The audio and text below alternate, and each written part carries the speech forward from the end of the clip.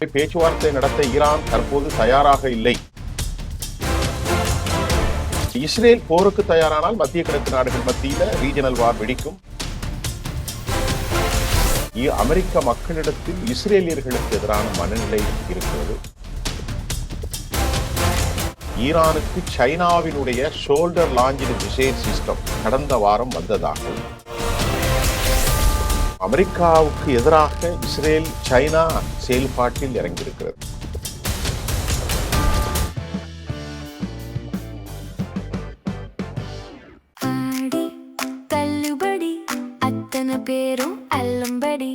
ஆறு முதல் 60% வரை ஆடி தள்ளுபடியுடன் சூப்பர் சரவணா ஸ்டோர்ஸ், சென்னை, மதுரை, கோவை. நேர்களே, தற்போது மத்திய கிழக்கினுடைய களச்சூழல்களில் போர் முனை தவிர்க்க முடியாத கடுமையான தாக்குதல்கள். ஜோர்டானை ஈரான் தாக்கி அதற்கு பழியாக அமெரிக்கா ஈரானுடைய பூமி அதிர்வக்கூடிய அளவில் தொடர்ந்து பயங்கர தாக்குதல்கள். அதற்கு அடுத்து ஈஜிப்டில் இருக்கக்கூடிய அமெரிக்காவினுடைய கப்பல்களும் கூட தாக்கப்பட்டிருக்கிறது. இப்போ நம்ம பேச போகிறதுல அமெரிக்காவுக்கு இருக்கக்கூடிய வாய்ப்புகள் என்ன, அமெரிக்காவுக்கு என்ன வாய்ப்புகள் இருக்கிறது. முதலாவது, சர்வதேசத்தினுடைய எக்ஸ்பர்ட் சொல்கிறாங்க அமெரிக்கா கடும் போருக்கு தயாராக இருக்க வேண்டும். இது முதல்ல. ஆனால் அமெரிக்கா இந்த கடும் போரில் ஈடுபட்டால் அமெரிக்க பொது சமூகம், அதாவது பொதுமக்கள் இதை ஏற்றுக்கொள்ள இயலாது. அதற்கு வாய்ப்பும் இல்லை. அமெரிக்காவுடைய பொருளாதாரம்லாம் தாங்காது. ஆகவே கடுமையான போரில் ஈடுபட அமெரிக்கா தயங்குகிறது. சுமூகமான பேச்சுவார்த்தை நடத்தி அல்லது தீர்வு ஏற்படணும். அமெரிக்கா இந்த 2 விதமான தலைவழி தற்போது திருகு வழியாக மாறி இருக்கிறது. இது அமெரிக்காவுடைய நிலை. இப்போ ஈரானுடைய நிலை என்ன?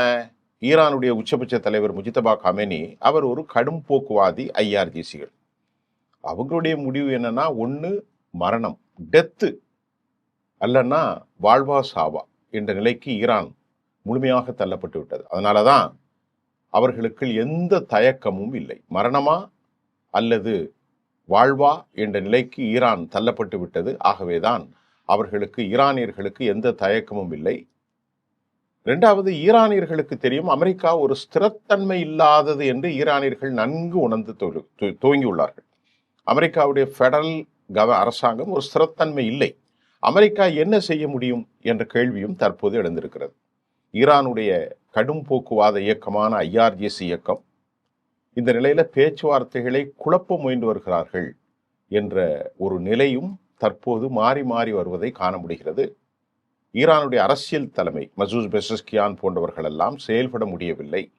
ஆகவே பேச்சுவார்த்தை நடத்த ஈரான் தற்போது தயாராக இல்லை என்பது நிதர்சனமான உண்மை. இஸ்ரேல் தற்போது போருக்கு தயாராக இருப்பதாக கூறப்பட்டாலும் இதனை இஸ்ரேல் உறுதி செய்திருக்கிறது குறிப்பிடத்தக்கது. ஏன்னா கட்டுப்படுத்த இயலாத நிலைக்கு இஸ்ரேல் தள்ளப்பட்டு உள்ளது. இது ரொம்ப முக்கியமானதாகவும் கூட. ஆக இஸ்ரேல் போருக்கு தயாரானால் மத்திய கிழக்கு நாடுகள் மத்தியில் ரீஜனல் வார் வெடிக்கும். இந்த பதட்டத்தை ஏற்படுத்தும் வகையில் சூழல் அமைந்துள்ளது தற்போது ரொம்ப ரொம்ப முக்கியம்தாங்க. இந்த நிலையில் அமெரிக்க அதிபர் டொனால்ட் ட்ரம்ப் புதன்கிழமை ஃபாக்ஸ் நியூஸுக்கு ஒரு பேட்டி அளிக்கின்றார். நேற்று முன்தினம் அந்த பேட்டியில் அவர் என்ன சொல்கிறார் என்று சொன்னால், மத்திய கிழக்கில் அமெரிக்க படைகளை குறிவைத்து ஈரான் மேற்கொண்ட, அதாவது ஜோர்டானில் மேற்கொண்ட புதிய தாக்குதல்களுக்கு அமெரிக்கா எவ்வாறு பதிலளிக்கும் என்று கேட்டபோது அவர் கடுமையாக தாக்குவோம் என்று தெரிவித்து நேற்று தாக்கியும் விட்டார்கள். அதற்காக வந்து விட்டது. இது இப்போ இந்த 2 பேருக்குள்ள கொழுந்து விட்டு எரிகிற அமெரிக்கா ஈரானுடைய போர் மிக மோசமான ஒரு களச்சூழல் இருக்கிறது. தாக்கி இருக்கிறார்கள். ஈரானுடைய நிலப்பரப்பை அதிர்ந்த அளவிற்கு. இதற்கிடையில இஸ்ரேலுடைய எக்ஸ்பர்ட்ஸ், அவருடைய பெயரை நான் இப்பொழுது உங்களுக்கு தருகிறேன். இஸ்ரேல் எக்ஸ்பர்ட்ஸ் அமீர் ஹெச்மன் தனது பேட்டியில் இவ்வாறு சொல்கிறார். அவர் என்ன சொல்றாருன்னா, ஈரான் ரொம்ப விரைவில் அணுகுண்டு சோதனையை செய்யும் நிலைக்கு தயாராகிவிட்டார்கள். ஈரானிடத்தில் அணு ஆயுத நிலைகளை எங்கு இருக்கிறது என்பதை நாம் கண்டுபிடித்து கொடுக்கவில்லை. அமெரிக்காவில் அதே நேரம் அமெரிக்க மக்களிடத்தில் இஸ்ரேலியர்களுக்கு எதிரான மனநிலை இருக்கிறது. ஆனால் ட்ரம்ப் மட்டும்தான் ஆதரவு தருகிறார். என்று சொல்லிவிட்ட அமீர் ஹெச்மன் கடந்த 78 வருடங்களாக அமெரிக்காவினுடைய பாதுகாப்பு உடன்தான் வாழ வேண்டும் என்ற ஒரு நிலை அமீர் ஹெச்மன் என்று அவர் சொல்கிறார். இஸ்ரேலுடைய பாதுகாப்பு முறைகள் சம்பந்தப்பட்டதாக நாம் தொடர்ந்து இருந்திருப்பது ஆபத்து என்றும் அவருடைய ஹெச்மன் தனது கருத்தில் தெரிவிக்கிறார். அப்ப அமெரிக்க மக்களிடத்திலே இந்த போரை விரும்பவில்லை. அமெரிக்கர்களிடத்தில் இஸ்ரேலியர்களுக்கு எதிரான மனநிலை கிட்டத்தட்ட 90 விழுக்காடு உருவாகிவிட்டது என்பதை இஸ்ரேலே ஒத்துக்கொள்கிறது. ஈராக்கில் ஒரு சம்பவம் தான் இப்பொழுது சவுதியை சிக்க வைத்திருக்கிறது. ஈரானுடைய ஆதரவு பெற்ற ஆயுத குழுக்களின் மீது அமெரிக்காவும் சவுதி அரேபியாவும் இணைந்து நடந்த தாக்குதலில் இது நடந்து 2 தினங்களுக்கு மேல் 20 பேர் உயிரிழந்த சம்பவமும், இதற்கு காரணமான பாப்புலர் மொபிலைசேஷன் ஃபோர்ஸ் PMF என்ற குடையின் கீழ் கன்வர்ஜென்ஸ் ஃபோர்ஸஸ். இந்த PMF எவ்வளோ பேர் இருக்கிறாங்கன்னா 2,40,000 படைகள் இருக்கிறார்கள். ஈரானுடைய துணைப்படை குர்திஸ் படைகளை தடுப்பதற்கு ஈரான் இவர்களை மிக கவனமாக பயன்படுத்தி வந்தது மட்டுமல்ல, எரோபில் தாக்குதலுக்கு இவர்கள்தான் பொறுப்பு என்றும் நம்பப்படுகிறது. அமெரிக்காவோடு இணைந்து சவுதி அரேபியா மற்றும் 2 நாடுகளும் இவர்கள் மீது நடத்திய தாக்குதலில் தான் ஈரானுக்கு பதிலடியாக ஜோர்டானின் அமெரிக்க நிலைகளின் மீது கடும் தாக்குதலை நடத்தி அதற்கு பதிலடியாக அமெரிக்காவும் தாக்க நிலைமை படுமோசமாகி இருக்கிறது. அமெரிக்கா சவுதி அரேபியா 2 நாடுகளும் இணைந்துதான் தற்போது ஈராக் நிலை கொண்டுள்ள ஈரான் ஆதரவு axis, the popular mobilisation force and AZD ஷஹாபி குரூப்புகள் மீதான தாக்குதலுக்கு அவர்கள் தொடர்ந்து பதிலடி கொடுத்து வருவதையும், இந்த போக்கில் மத்திய கிழக்கு நாடுகள் முழுமையாக போரில் சிக்குண்டு போகும் அளவிற்கு நிலைமை நாளுக்கு நாள் மோசமாகி வருவது உண்மையாகும். அமெரிக்காவின் மத்திய கட்டளை சென்காம் செவ்வாய்க்கிழமை இரவு ஈராக்கில் உள்ள ஈரான் ஆதரவு பெற்ற குழுக்களின் நிலைகளின் மீதான அமெரிக்க மற்றும் சவுதி படைகளினுடைய தாக்குதல் நடத்தியாக கூறப்பட்டாலும், இது வளைகுடா நாளொன்று நேரடியாக இதுவரை ஈடுபட்ட முதல் போர் என்பது இப்பொழுது உறுதி செய்யப்பட்டிருக்கிறது. ஜோர்டானுடைய இராணுவம் புதன்கிழமை ஈரான் ஏவிய புதிய ஏவுகணை தாக்குதல் அலைகளை தாங்கள் இடைமறித்து அளித்ததாக தெரிவித்தாலும், இதற்கு முந்தைய நாளில் அமெரிக்க இராணுவம் பிராந்தியத்தில் உள்ள அமெரிக்க படைகளை குறிவைத்து ஈரான் மேற்கொள்ள முயன்ற திடீர் தாக்குதலை தடுத்து முறியடித்ததாகவும் கூட அமெரிக்கா அறிவித்திருந்தது. இதற்கிடையில அமெரிக்கா ஒரு பெரும் சந்தேகத்தை கிளப்பியிருக்கிறது. ஈரானுக்கு சைனாவினுடைய ஷோல்டர் லாஞ்ச்டு மிசைல் சிஸ்டம் கடந்த வாரம் வந்ததாகவும், இது 400க்கு மேற்பட்ட, அதாவது என்ன சொல்றாங்கன்னா, லாஸ்ட் வீக்ல ஒரு கன்சைன்மெண்ட்ல இந்த ஷோல்டர் மேடு, அதாவது ஷிப்மெண்ட், முதல் shipment within a weeks of first shipment out of up to 400 the Chinese made shoulder fired air defense missile launchers. இதை ஈரானுக்கு சீனா வழங்கியிருக்கிறது. இதனுடைய வேல்யூ $60-70 மில்லியன்.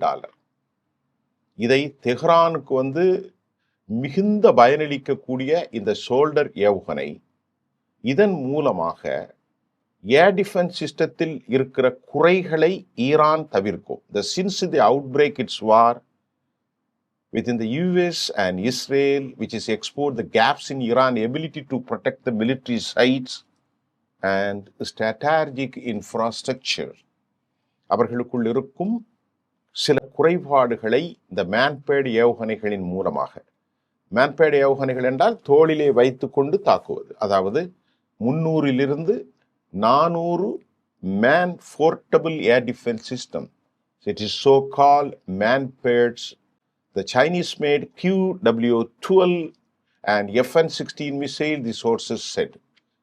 சைனாவிலிருந்து வந்திருக்கக்கூடிய இது கள்ளத்தனமாக இங்கே இறக்கப்படுவதாக அமெரிக்கா சந்தேகப்பட்டது மட்டுமல்ல, சீனாவினுடைய வெளிவிவகாரத்துறை அமைச்சர் சொல்கிறார், China has consistently played a role in prompting the peace and ending the conflict. இதை போரை நாங்கள் முடிப்பதற்குத்தான் முயல்கிறோமே அல்லாமல் ஆயுதங்களை கொடுப்பதில்லை என சைனா ஒரு ஒரு வார்த்தைக்காக சொல்லியிருக்கிறார்கள். இந்த மேன்பேட் ரொம்ப முக்கியமானது.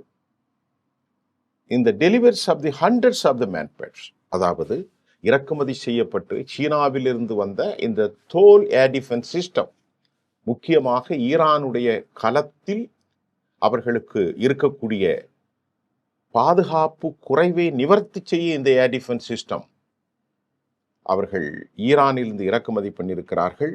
யூரோப்பியன் செக்யூரிட்டி சோர்சஸும் கூட இந்த மாதிரி விவகாரத்தை குறித்து செவரல் கான்ட்ராக்ட் அண்டர் டிஸ்கஷன், அந்த அளவிற்கு இது முக்கியமானது. இந்த மேன்பேடு தோளிலிருந்து குறைவான உயரத்தில் தாக்கக்கூடியது என்ன? ஈரானுக்கு இதை ஏன் எடுக்கிறார்கள் என்றால், இதில் என்ன ரகம் என்றால் QU-12, QW-12, QW-18 and QW-19 FN6C மேன்பேட் system. இதை தோளில் வைத்துக்கொண்டு குறைந்த தொலைவில் உயரத்தில் வருகிற அமெரிக்கர்களினுடைய F-16, F-15களை தாக்கலாம், ஏவுகணைகளை தாக்கலாம், ட்ரோன்களை தாக்கலாம், ஆளில்லாத விமானங்களை தாக்கலாம். அது மட்டுமல்ல, அப்பாச்சி போன்ற ஹெலிகாப்டர்களை 2 துண்டாக உடைக்கலாம்.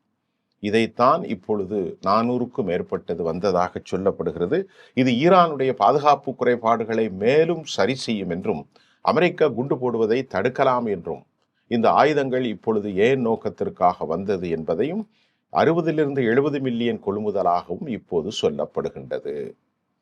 இந்த சோர்சஸுடைய எச்சரிக்கை, அமெரிக்கா எச்சரிக்கை கொடுத்தாலும் இது டெலிவரி, இதனுடைய அளவீடு, இந்த implementation detail could still change. இந்த விஷயத்தை நாம் பார்த்திருக்கிறோம். அப்ப அமெரிக்காவுக்கு எதிராக இஸ்ரேல், சைனா செயல்பாட்டில் இறங்கியிருக்கிறது. தற்போது ஈரானுடைய ஏவுகணை தொழில்நுட்ப கட்டமைப்பு அமெரிக்காவை பல நிலைகளில் பின்னோக்கி அனுப்பி வைத்துள்ளது. அமெரிக்காவில் நாம சொன்னோம் ஏவுகணைகள் இல்லை. அமெரிக்காவினுடைய ஜெஸ்ஸம் ஏவுகணைகளாகவும், அமெரிக்காவினுடைய தாட், அமெரிக்காவுடைய பேட்ரியாட், அமெரிக்காவினுடைய டொமோஹாக், SM-3 and SM-6 anti-ship missiles எல்லாமே ஸ்டாக் இல்லை. ஆனால் ஈரான் 3500க்கு மேலே ஏவுகணைகளை வைத்திருக்கலாம். இதனை அழிக்க அமெரிக்கா கண்டுபிடிக்கும் வகையில் ஏன் செயல்படவில்லை என்றால், அமெரிக்கர்களுக்கு அது இயலாத காரியம். நாம் ஏற்கனவே பலமுறை சொன்னதையும் ஒருமுறை கோட்படுகிறேன். காரணம், மலைகளுக்கு கீழ் குடைந்து வைக்கப்பட்டிருக்கக்கூடிய இந்த மிசைல்களை அமெரிக்கர்களால் கண்டுபிடித்தால் தானே அழிப்பது. கண்டுபிடிப்பது இயலாத காரியம். இப்போது அமெரிக்கர்களை அச்சுறுத்தக்கூடிய கெய்பர் ஷெகானை பற்றி நாம் பேச போகிறோம். ஈரானுடைய நியூ வெர்ஷன் இது நோஸ்கான் என்று சொல்லக்கூடிய இந்த கெய்பர் ஷெகான், இது முழுமையாக ஒரு சாலிட் சப்ஸ்டன்ஸ், அதாவது சாலிட் ஃபியூயல், அதற்காக அது உள்ள ஒரு அமைப்பு. இதற்கு லிக்விட் இருக்கலாம், சாலிட் இருக்கலாம், ஏர். இதில் சாலிட்.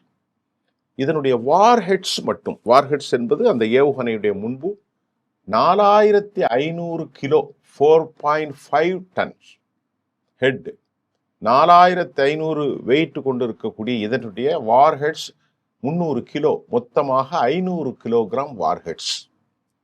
ஈரானிலிருந்து ஏவினால் இதன் வேகம் 9 நிமிடங்கள் போதும். ஆரம்ப காலத்தில் அமெரிக்கா இதை தடுத்தது. இது ஒரு கிளஸ்டர் பாம் சாலிட் ஃபியூயல். கொத்து குண்டுகளை கொண்டு பரப்பி பயங்கரமான தாக்குதலை நடத்தும் வெடிப்புத்தன்மை கொண்டதை ஈரான் தன்னகத்தை கொண்டிருக்கிறது. அமெரிக்கா இதுவரை இந்த போரில் 1900க்கு மேற்பட்ட இன்டர்செப்டாரை பயன்படுத்தியிருக்கிறார்கள். இந்த மல்டி டைமென்ஷன். பிப்ரவரி 28 அமெரிக்கா ஏராளமான ஏவுகணை தொழில்நுட்பத்தை பயன்படுத்தி வந்த நிலையில் தற்போது தடுப்பு ஏவுகணைகள் அவர்களிடத்திலே இல்லை. நாம் ஏற்கனவே சொன்னதுதான்.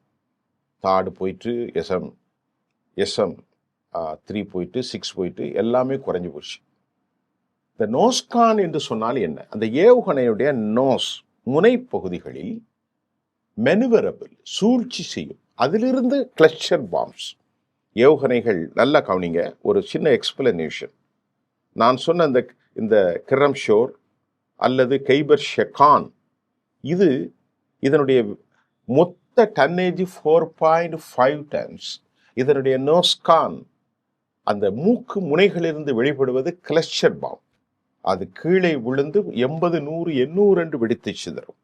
அதை தடுக்குவதற்கு அமெரிக்கர்களிடத்திலும் உலகத்தில் எங்குமே இல்லை. ஆகவே இது ஒரு கிளஸ்டர் பாமை 500 ton 1000 ton 500 kilo 1000 kilo 1.5 ton 2 ton warheads, இதில் ஃபுல்லாகவே வெடிமருந்துகளை நிரப்பி இலக்கை விழுந்துற போது பயங்கர தாக்குதலில் இறந்தவர்கள், உயிர் இழந்தவர்கள், மூளைச்சாவடைந்தவர்கள், பிரெயின்ல நியூரோ சிஸ்டத்துல பயங்கர பாதிப்பு ஏற்படுது. இந்த கைபர் ஷக்கான் மூலம்தான் அமெரிக்கா தோல்வி அடைந்ததாகவும் குறிப்பிடப்படுகிறது. அமெரிக்கா அண்டர் எஸ்டிமேட் பண்ணது ஈரானை, இவ்வளவுலாம் இருக்காது என்று அவர்கள் அண்டர் எஸ்டிமேட் பண்ணி இப்போ சிக்கி கொண்டார்கள். அமெரிக்க தாக்குதலை சந்திக்கும் என்று ஈரான் அறிவித்திருக்கிறது. தெஹ்ரான் தொடர்ந்து பதிலடி கொடுத்து வருகிறது. அமெரிக்காவுக்கு சொந்தமான கப்பல் இப்பொழுது ஈஜிப்டில் தாக்கப்பட்டிருக்கிறது. ஈரான் திருப்பி தாக்குதல் அடித்த போது அதை வீடியோ பதிவு செய்து அதனை சமூக வலைத்தளங்களில் இப்போ அமெரிக்க வீரர்கள் பதிவு செய்து வருகிறார்கள். அமெரிக்க வீரர்கள் என்னன்னா, அமெரிக்கா வீரர்கள் உயிருக்கு அஞ்சி தாங்கள் தங்கியிருக்கக்கூடிய அந்த முகாம்களில் இருந்தும் தாங்கள் எவ்வாறு தாக்கப்படுகிறோம், எவ்வாறு தாக்கப்பட்டு அழிந்தோம் தன் நண்பர்களை எல்லாம் வீடியோ எடுத்து சமூக வலைத்தளங்களில் அவர்கள் கைபேசியின் மூலம், செல்போனின் மூலம் பதிவு செய்து உலகத்திற்கு அவர்கள் காட்டுவதை பார்த்த அமெரிக்கா இராணுவ தலைவை ஈரானுக்கு இது பலம் தருவதாகவும் அவர்களால் அடித்ததின் மூலம் என்னவித பாதிப்பு வந்ததை உணர்ந்த மத்திய கட்டளை தலைவர் பிராட் கூப்பர் இப்போது ஒரு விஷயத்தை குறிப்பிட்டிருக்கிறார். பிராட் கூப்பர் இனி செல்போன் பயன்படுத்தக்கூடாது என்று அவர் அறிவித்திருப்பது உளவியல் ரீதியாக சிக்கலான ஒரு பரிமாணத்தை அடைந்துள்ளது என்றும், ஜோர்டான் அமெரிக்க துருப்புகள் கைபேசிகள் பறிமுதல் செய்ய அமெரிக்க நடவடிக்கை எடுக்க திட்டம் தீட்டி வருவதாகவும் தகவல் வருது. அவங்க சொந்தக்காரங்களுக்கு போக்குவரத்துக்கெல்லாம் இதன் மூலம் தான் எல்லா செய்தியும் சொன்னார்கள். இப்போது அது அவர்கள் அச்சப்படுவார்கள், உயிருக்கு நாங்கள் சாக போகிறோம், சாகும் நிலையில் இருக்கிறோம். இதோ பாருங்கள், ஈரானியர்கள் ஏவுகணை இப்படி விழுந்தது. இதை பிராட் கூப்பர் மோசமான ஆள். அவன் அடுத்த போருக்கு இப்பொழுது தயாராகி கொண்டிருக்கிறார். கடுமையான தாக்குதலை, மரண தாக்குதலை நடத்துவதற்கு, ஈரானை ஒட்டுமொத்தமாக அழித்து விடுவதற்கான முயற்சி நடக்கிறது. ஆனால் இவற்றில் கைச்சாத்திட அமெரிக்க அதிபர் தயங்குவதன் காரணம், அமெரிக்கா அப்படி ஒரு போரை நடத்தினால் அமெரிக்கா தாங்காது. இதற்கிடையில் அமெரிக்காவுக்கு கடந்த சில நாட்களுக்கு முன் சென்ற பெஞ்சமின் நெத்தானியாகு, ஜெலன்ஸ்கி இவர்கள் தனித்தனியாக சந்தித்தார்கள். ட்ரம்ப் ஏன் சந்திக்க போனான்னா, நாங்கள் ட்ரம்போட உறவு நல்லா இருக்குங்கிறத நெத்தனியாகு உலகத்திற்கு சொல்வதற்காகத்தான் இந்த சந்திப்பை தவிர வேறு எந்த முக்கியத்துவமோ இராணுவ செயல்பாட்டிலோ அவர்களுக்கு இல்லை என்பதையும், ஈரானுக்கு எதிரான போரில் அவர்கள் இன்னும் கடும் தோல்வியை சந்தித்தாலும் ஈரான் அடைந்த சேதாரம் அமெரிக்கர்களை விட அதிகமாகத்தான் இருக்குமே அல்லாமல் அது ஒருபோதும் குறைவாக இருக்காது. ஈரான் அவ்வளவு தாக்குதலை ஏற்றுக்கொண்டிருக்கிறது, மலைகள், வீடுகள், காடுகள் எல்லாம்.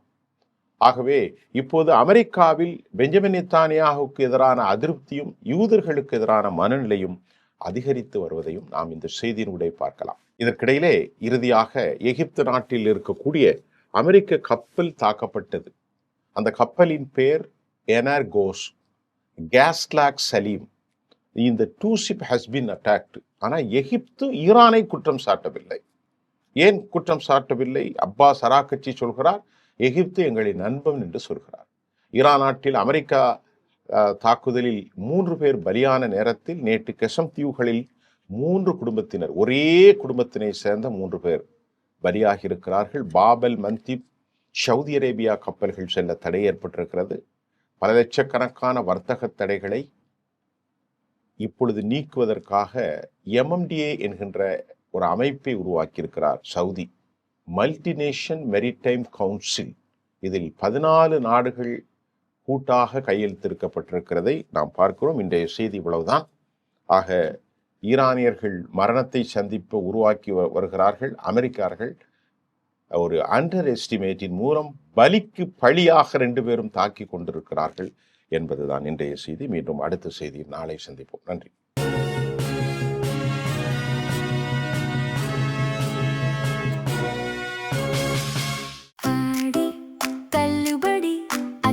பேரும் அல்லம்படி 6 முதல் 60% வரை ஆடி தள்ளுபடியுடன் சூப்பர் சரவணா ஸ்டோர்ஸ், சென்னை, மதுரை, கோவை.